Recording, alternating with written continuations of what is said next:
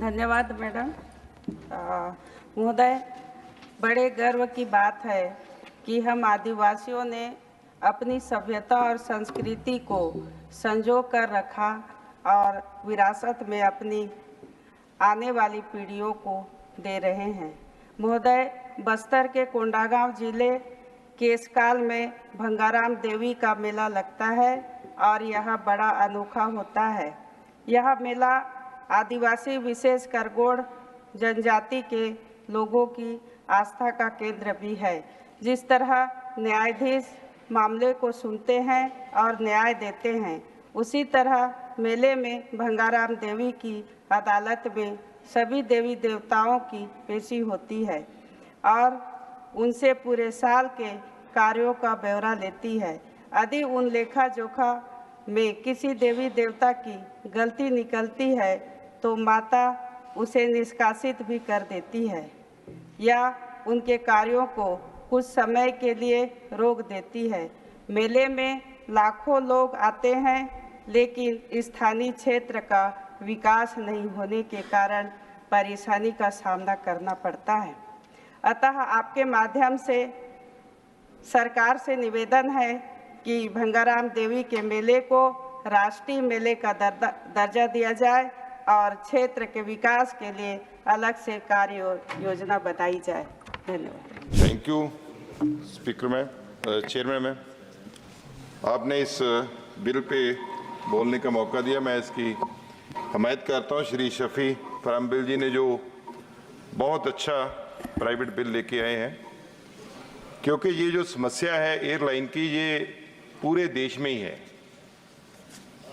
क्योंकि ये अब समय हर किसी के पास बहुत कम है। हर कोई चाहता है कि मैं बाई एयर सफ़र करूं, और आमतौर पर पारिवारिक मेंबर जो 2-2, 4-4 जाते हैं, इकट्ठे जाते हैं, उनको जब एयरलाइन से पता चलता है, जैसे दिल्ली से आप अमृतसर की बात करें, तो मानिए कि जो नॉर्मल एयरफेयर है वो 15-15 हज़ार, 18-18 हज़ार एक आम टिकट का आता है जो इकॉनमी क्लास है।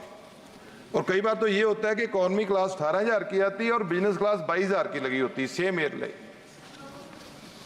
लेकिन इससे मुश्किलात जो है वो आम पब्लिक को इसका सामना करना पड़ रहा है। चेयरमैन मैम, चंडीगढ़ महज 225 किलोमीटर है यहाँ से, उसका किराया 7,000, 8,000, 10,000, 12,000, 15,000 कुछ भी वसूल रहे हैं। सिर्फ 30 मिनट की फ्लाइट है, पता नहीं उसका क्या मैकेनिज्म है। बोर्डिंग पास पे लिखा होता है 1 घंटे की फ्लाइट है, लेकिन फ्लाइट 30-35 मिनट की होती है। और डीजीसीए इसको रेगुलेट करता है और उसके पास पावर है। सेक्शन 135(1) की जो बात की है, उसको पावर देने की जरूरत है, क्योंकि जो कमेटी भी कह रही है, स्टैंडिंग कमेटी ट्रांसपोर्ट की जो रिपोर्ट है 10 अगस्त 2023 को जो प्रेजेंट हुई है, लेकिन उसके बाद भी कोई बदलाव नहीं आया।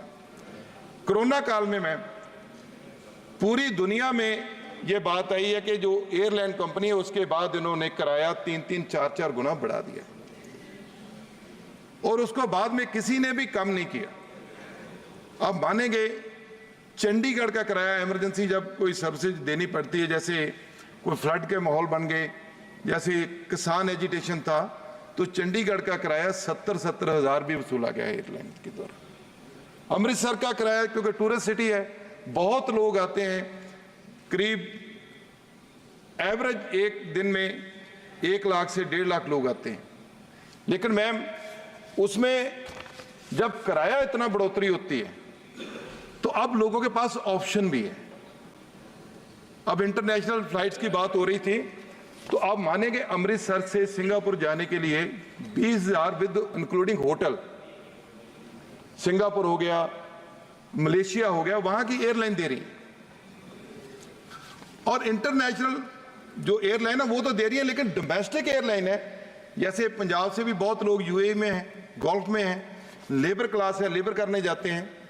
लेकिन अमृतसर से जो फ्लाइट स्पाइस जेट है, मैं अमृतसर की बात करता हूँ, वहाँ से फ्लाइट है इंडिगो की है दुबई के लिए, शारजा के लिए, एयर इंडिया एक्सप्रेस है। तो एयर इंडिया एक्सप्रेस सबसे महंगी मिलेगी आपको, वन वे 2,500 की टिकट है। दिल्ली से लेंगे वही टिकट आपको 16,000 17,000 में मिलेगी। वहां से 400 किलोमीटर कम पड़ता है दूरी, लेकिन टिकट 25% 35% महंगी है। और लेबर क्लास है, वहां उनके कोई पीछे कोई मुश्किलात आ जाए, कोई डेथ हो जाए तो लोग सफर भी नहीं कर पाते, क्योंकि उनकी आमदन बहुत कम है, क्योंकि किराया बहुत ज्यादा वसूला जा रहा है। उसके बाद जो डीजीसीए में आप रिस्पॉन्सिबिलिटी है वो तय तो कर रखी है। मेरा मानना है मंत्रीगण चेंज हो जाते हैं, दूसरे मंत्री आ जाते हैं। निशिकांत जी जब शुरू होते हैं तो ये 10 साल पुराना 20 साल पुराना शुरू करते हैं। इनको तो कांग्रेस के बगैर इनका भाषण शुरू नहीं हो सकता। ये कांग्रेस जीवी है निशिकांत जी, तो उससे शुरू करते हैं। तो मैं इनको यही कहना चाहता हूँ, निशिकांत जी जो आपने हवाले दिए हैं कि आपने ये गलत किया, 10 साल आपकी गवर्नमेंट को हो गए, आप तो इसको चेंज कर सकते थे। आप 370 ला सकते हैं और कानून ला सकते हैं। अब इसको तो आपने चेंज करना था, आपने चेंज नहीं किया। आपने बीएसएनएल की बात की, एमटीएमएनएल की नहीं, आप सब कुछ कर सकते हैं। आपने 370 आपने बात की बीएसएनएल एमटीएनएल की, तो मैं ये कहता हूं कि बीएसएनएल का हाल तो पता कीजिए क्या है। गांव में जहां तक वो लोग पहले सर्विस देते थे, अब कोई मुलाजिम ही नहीं है वहां। जितने पब्लिक सेक्टर यूनिट है, आप तो एक एयरलाइन की बात कोई भी नहीं कर रहा, बहुत कम लोग होंगे सर। जितने भी पब्लिक सेक्टर यूनिट है, मैं मानता हूं कि उस समय 1994 में एक्ट आया होगा प्राइवेट एयरलाइन को लाने के लिए, लेकिन साहब मैं कह रहा हूं उसके बाद पब्लिक सेक्टर यूनिट पूरे देश के बेचकर सारे देश को प्राइवेट कर दिया। अब जितने एयरपोर्ट की बात कर रहे हैं, अडानी जी के कितने एयरपोर्ट हैं जी, रेलवे किनके पास है, सारे देश को पता है। लेकिन जो ये बिल है, बात तो उसकी हो रही है कि लेकिन नहीं क्या गलत कहा है सर। ऑपरेटर के नाम से तो सबको लुटाया जा रहा है जनाब निशिकांत जी, ऑपरेटर के नाम से तो सबको लुटाया जा रहा है। अदानी एयरपोर्ट लिखा हुआ है सब वो वेलकम करते हैं एयरपोर्ट के ऊपर जाकर। माननीय सदस्य सर वो हर एयरपोर्ट पे वेलकम कर रहे हैं। अदानी एयरपोर्ट है, उनके मुलाजिम रखे हुए हैं, आप कह रहे हैं नहीं। रेलवे के ऊपर लिखा हुआ है अदानी रेलवे, आप कैसे मना कर सकते हो? वो तो सब लोगों को दिख रहा है। अपनी बात सर बात तो यही हम कह रहे हैं कि इसको कम करने के लिए, रेट को इसको कम करने के लिए सरकार को एक अच्छी कमेटी बनाए, रेगुलेटरी अथॉरिटी को स्ट्रेंथन करना है, उसको स्ट्रेंथन कीजिए। हम इस बिल का समर्थन करते हैं, लेकिन जो पब्लिक है जिसको 2006 में, अब चट भी मेरी और पट भी मेरी नहीं चलेगी। हमने सर आप माननीय सदस्य आप साथ ही थे उस समय सर, आप साथ थे। अपने विषय को आपने तो बताया था, आपने सजेस्ट किया था सिंधिया जी, आपने सजेस्ट किया था ये सिंधिया जी आपने सजेस्ट किया था। बिल्कुल सर, ये गुनाह साथ जाएंगे। माननीय सदस्य अपनी बात कंप्लीट करिए। मैं आप सभी से अनुरोध कर रही हूँ अपने सर मेरी मांग है, जो जितने भी ओल्ड पैसेंजर हैं, जितने बुजुर्ग पैसेंजर हैं, उनके लिए सरकार स्पेशल इंसेंटिव दे। लेकिन अब जब सीट जब बुकिंग हो जाती है मैडम, सिर्फ जो मिडिल सीट है चेयरमैन मैम, सिर्फ वही नॉर्मल बुकिंग पे मिलती है। सभी सीटों के ऊपर 200 से लेकर 2000 रुपया फिर एयरलाइन वहां लेती है मौके के ऊपर। एक फैमिली जाती 10 आदमी, 10,000 रुपया 20,000 रुपया उनसे फिर ले लिया। तो ये सब चीज को रेगुलेट करना है, और इन्होंने सारा देश बेच के, मैडम आपको सबको पता है। धन्यवाद माननीय। एयरलाइन की बात करते हैं, रेलवे, जो जितने पब्लिक सेक्टर यूनिट है, सारी जायदाद तो इन्होंने बेच दी है। कम से कम इसको रेगुलेट कर दीजिए। मैं मंत्री महोदय जी को बेनती है कि हमारे जो साथी शफी पार्मेबिल जी बिल लेके आए, हम उसका समर्थन करते हैं और इसके ऊपर सख्ताई से पेश आए। धन्यवाद। Thank you, Madam Speaker. First of all, congratulations to my colleague, Shafi Saab for this bill. A lot of discussion has happened. I want to bring to the notice of the Honorable Minister that I come from Goa and we have got two airports. One is the Dabolim Airport and the newly constructed Mopa Airport. Now when we talk about the difference in prices, we have a similar situation in Goa. Now when we investigated, we came to know that the difference in price, we have two airports, sir, Dabolim and Mopa. And at the same time when the aircraft is leaving, if you want to book the ticket, you will find difference in prices. When we inquired, we came to know it was because of UDF, User Development Fee. We have made a lot of noise. Even the Chief Minister of Goa has promised that he will be approaching the center for the same. So this, if it can be tackled, because what is happening is, as per the reply what I got yesterday, in 2023-24, Dabolim recorded a passenger movement of 68 lakhs 55,000 and at Mopa 44 lakhs 38,000. What we are worried, the people especially in South Goa, we feel that there have been attempts somehow to close down the Dabolim airport. We were given assurance in 2009 via a cabinet decision by Dr. Manmohan Singh that both airports will be operational simultaneously. But we have seen that these airlines have shifted operation to Mopa all of a sudden. One is the SpiceJet, Oman Airways, Qatar Airways, TUI Airways, and now recently, a week back, Air Arabia. So we have been told that there's no regulation to stop them. But we also want to know that by shifting these airlines, sudden airlines, it is going to have a bearing on Dabolim Airport, because Dabolim Airport is not an airport just for landing, but the entire economy of South Goa and probably of Goa depends on Dabolim Airport, because lakhs and lakhs of tourists are landing there. And whether it is the shack operators, the hoteliers, the taxi drivers, all are dependent on this airport. My humble request, sir, please ensure that Dabolim Airport remains operational and the jobs of lakhs and lakhs of people are protected. Thank you. धन्यवाद अध्यक्ष महोदय.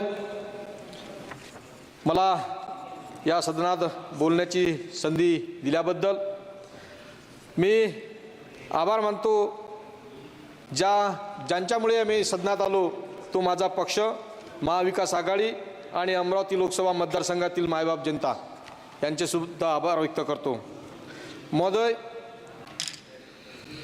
बजेटवर बोलताना माननीय अर्थमंत्री महोदयांनी जे budget सादर केलं ते budget प्रादेशिक काही राज्यांपुरतं बजेट आहे की देशाचं बजेट आहे याचा सुद्धा मलाच नव्हे तर संपूर्ण सभागृहाला प्रश्न पडलेला आहे. अध्यक्ष महोदय, त्यात स्पष्टता सुद्धा तेवढीच आहे. अध्यक्ष महोदय, खुर्ची वाचवण्याच्या नादात आमचे राज्याचे मुख्यमंत्री माननीय एकनाथजी शिंदे आणि आदरणीय अजितदादा पवार यांनी महायुतीचं सरकार आणण्यासाठी फार मोठं बलिदान दिलं, पण त्या बलिदानाचा कुठलाही विचार या बजेटमध्ये केला गेला नाही. सर्वात जास्त जीएसटीचं उत्पन्न हा महाराष्ट्र देतो आणि महाराष्ट्रात जर बजेटमध्ये काय असेल तर मी म्हणेल भोपळा असेल. अध्यक्ष महोदय, शेतकरी, युवक, महिला, गरीब या मुद्द्यांवर अर्थमंत्री महोदयांनी वरकरणी लक्ष देण्याचा प्रयत्न केला, परंतु त्यासाठी प्रामाणिकपणा आवश्यक असते. तो प्रामाणिकपणा या बजेटमध्ये असताना दिसत नाही. म्हणून अध्यक्ष महोदय, कुसुमाग्रज म्हणतात, जनतेच्या स्वप्नांचे हे फसवणुकीचे खेळ, आश्वासनाच्या फुलामध्ये काटे भरलेले बेरोजगारीचे जाळं, सरकारच्या शब्दांचे हे सोनेरी ढग, प्रत्यक्षात मात्र दुःखाचे सागर, वेदनेचं जग. तर अध्यक्ष महोदय, शेवटी जनतेच्या नशिबात दुःखच आहे. आकड्याच्या खेळात आमचा शेतकरी पिजला जाऊ राहिला. जो तो शेतकऱ्यांचा कैवारी म्हणून आज छाती पिटून सांगत आहे, मग राज्य सरकार असेल केंद्र सरकार असेल, परंतु शेतकऱ्यांच्या नशिबी काय आहे? त्याला आपल्या बजेटमध्ये अन्नदाता म्हटलं आहे अध्यक्ष महोदय. त्याची एक प्रकारची थट्टा आहे. आपले पंतप्रधान यांनी शेतकऱ्याचं उत्पन्न दुप्पट करू, शेतीमालाला योग्य भाव देऊ, ह्या अनेक शेतकऱ्यांच्या बाबतीत घोषणा केल्या. परंतु अध्यक्ष महोदय, मी सांगू इच्छितो की सर्वाधिक शेतकऱ्यांच्या आत्महत्या आमच्या विदर्भात होतात. पहिल्या 6 महिन्यात जवळपास 557 शेतकऱ्यांनी आत्महत्या केल्या. माझ्या अमरावती जिल्ह्यात ज्या मतदारसंघातून निवडतो त्या मतदारसंघाचा जर विचार केला तर 6 महिन्यात 170 आत्महत्या झाल्या अध्यक्ष महोदय. त्याच्या कापसाला भाव नाही, त्याच्या सोयाबीनला भाव नाही. 2014ला जो 10,000 रुपये भाव होता तो आज 2014ला 7,000 रुपये भाव आहे फक्त अध्यक्ष महोदय. सोयाबीनला भाव जो 6,000 भाव होता तो अध्यक्ष महोदय फक्त 4,000 भाव आहे. अध्यक्ष महोदय, सिंचनाची सोय नाही. माननीय माजी पंतप्रधान मनमोहन सिंग यांनी जे प्रकल्प बळीराजा प्रकल्पांतर्गत उभे केले होते विदर्भात ते अजूनही अपूर्ण आहेत. म्हणजे एक ना अनेक समस्या या निमित्तानं शेतकऱ्यांच्या पुढे आहेत. अध्यक्ष महोदय, ज्या प्रकारे गेल्या 10 वर्षात आपण पाहतो पेपरफुटीचे प्रकार, आमच्या महाराष्ट्रात सुद्धा प्रत्येक विभागाचे पेपर फुटत आहेत. विद्यार्थ्यांची फी आवाढावी आहे, त्याचा कोणीही वाली नाही. डबल परीक्षा देत आहेत. एक विद्यार्थी 10 पेपर विभागाचे पेपर भरतो, पण त्याचा वाली कोणी नाही. अध्यक्ष महोदय, जुन्या पेन्शनचं नाव या बजेटमध्ये नाही तर महाराष्ट्राचं सरकार जुन्या पेन्शनचा जू सुद्धा काढत नाही. अशी परिस्थिती आहे. ज्या जुन्या पेन्शनमुळे अनेक लोकांचे संसार त्याच्यावर राहतील, पण त्यांना आता भविष्य नाही, म्हणून जुनी पेन्शन सुद्धा लागू झाली पाहिजे. अध्यक्ष महोदय,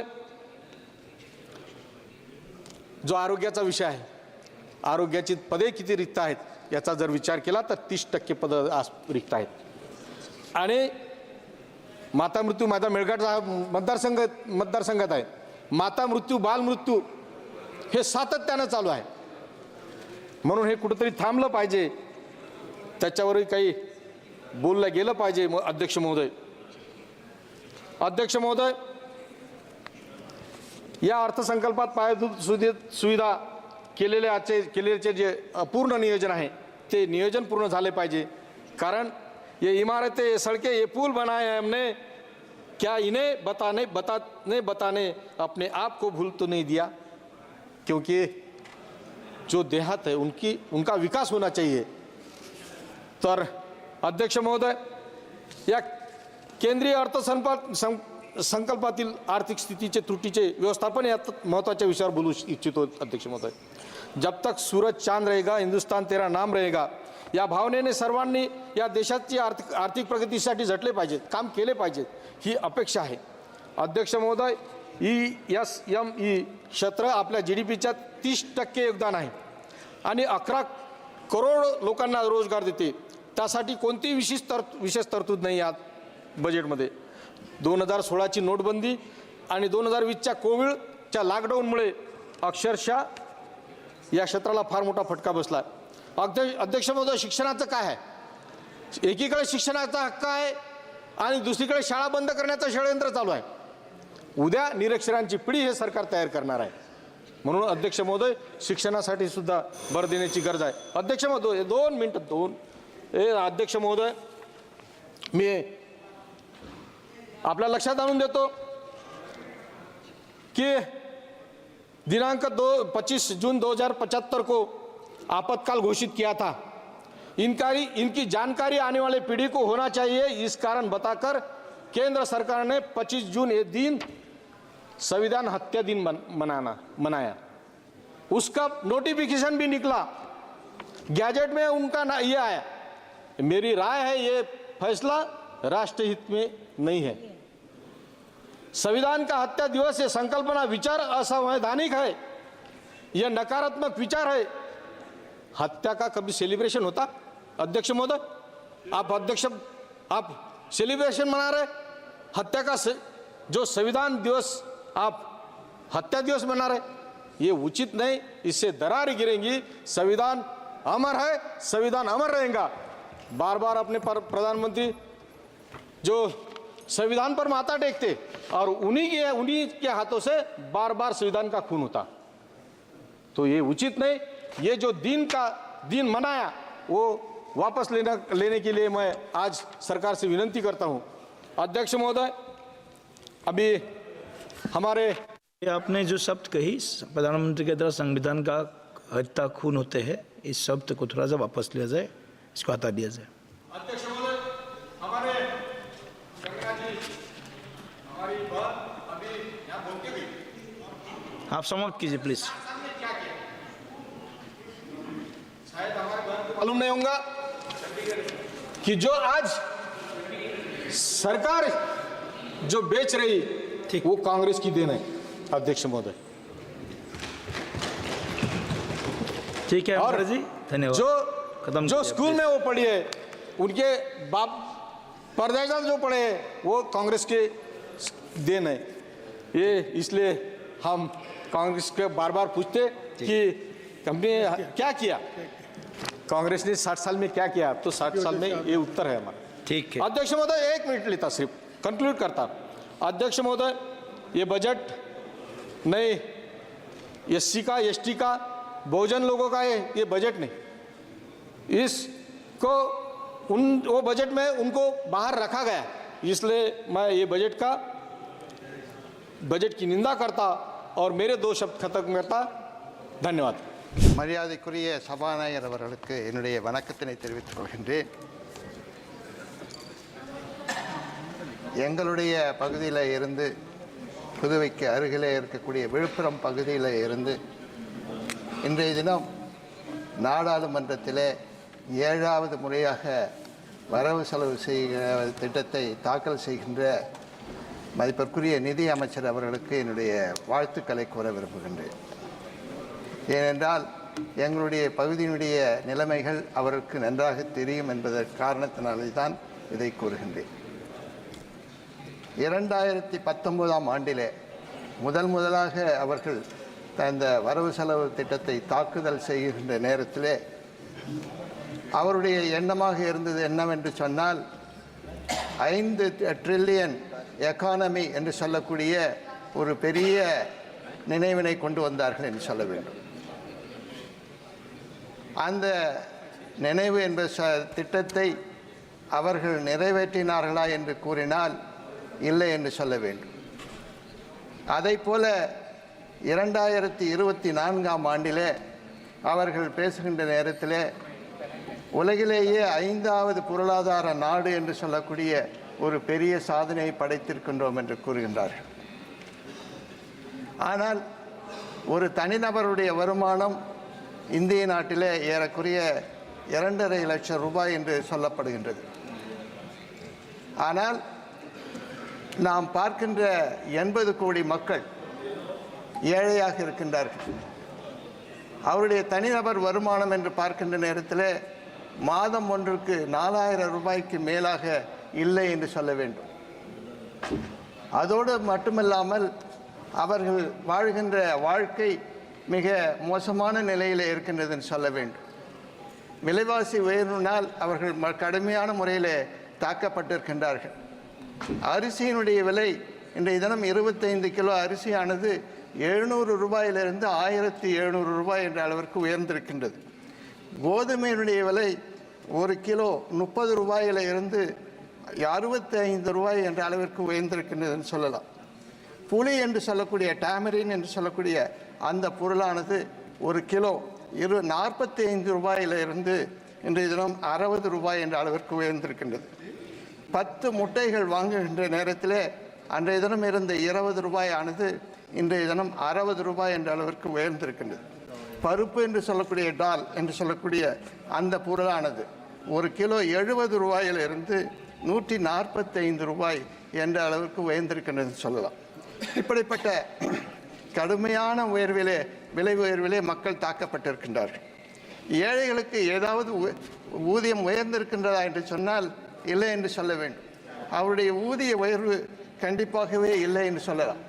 மன்ரேகா என்று சொல்லக்கூடிய அந்த நம்முடைய அரசாங்கத்தினுடைய திட்டத்திலே கூட பார்த்தால் ரூபாய் 250 இருந்து இன்றைய தினம் 300 ரூபாய் என்ற அளவிற்குத்தான் வந்திருக்கின்றது.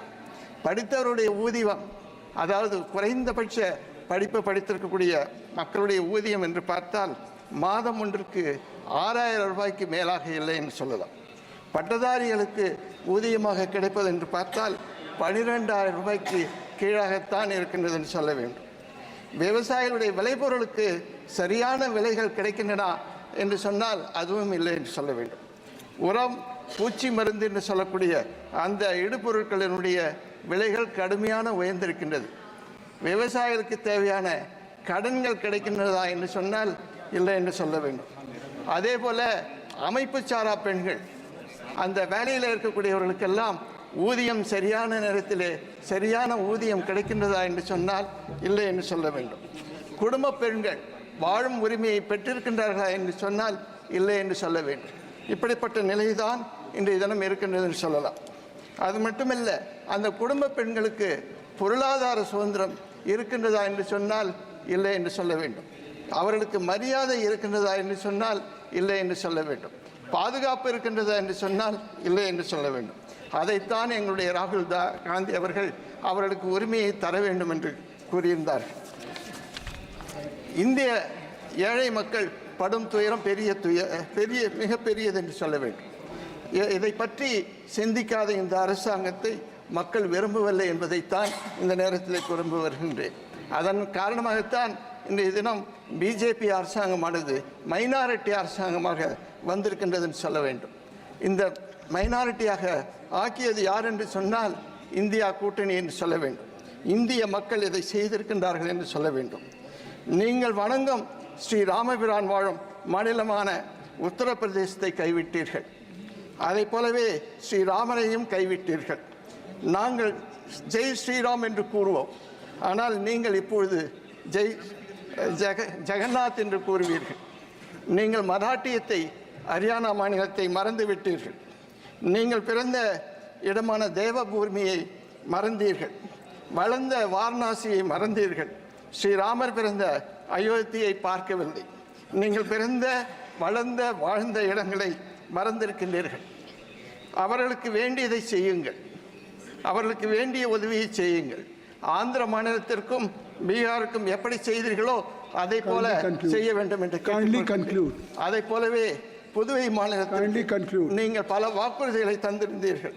மாநிலத்திற்கு அதிக நிதி உதவி தருகின்றேன் என்று கூறியிருந்தீர்கள். கல்வி வளர்ச்சி, சுற்றுலா வளர்ச்சி என்று கூறினீர்கள். ஆனால் எதுவுமே புதுவைக்கு கிடைக்கவில்லை. சென்ற ஆண்டு ரூபாய் 3389 கோடி ரூபாய் தந்தீர்கள். ஆனால் இந்த ஆண்டு 3660 கொடுத்திருக்கின்றனர். 120 கோடி ரூபாய் குறைந்திருக்கின்றது சொல்ல வேண்டும். புதுவை மாநிலத்தில் மின்துறை அரசால் சரியான முறையில் நடத்தப்படுகின்றது. இதில் எந்த விதமான நஷ்டமும் இல்லை. ஆகவே இதை தனியார் மயமாக்குவதை தடை செய்ய வேண்டும். மாநிலத்திற்கு அதிக நிதி உதவி செய்ய வேண்டும் என்று கேட்டு விடைபெறுகின்றேன். நன்றி. வணக்கம்.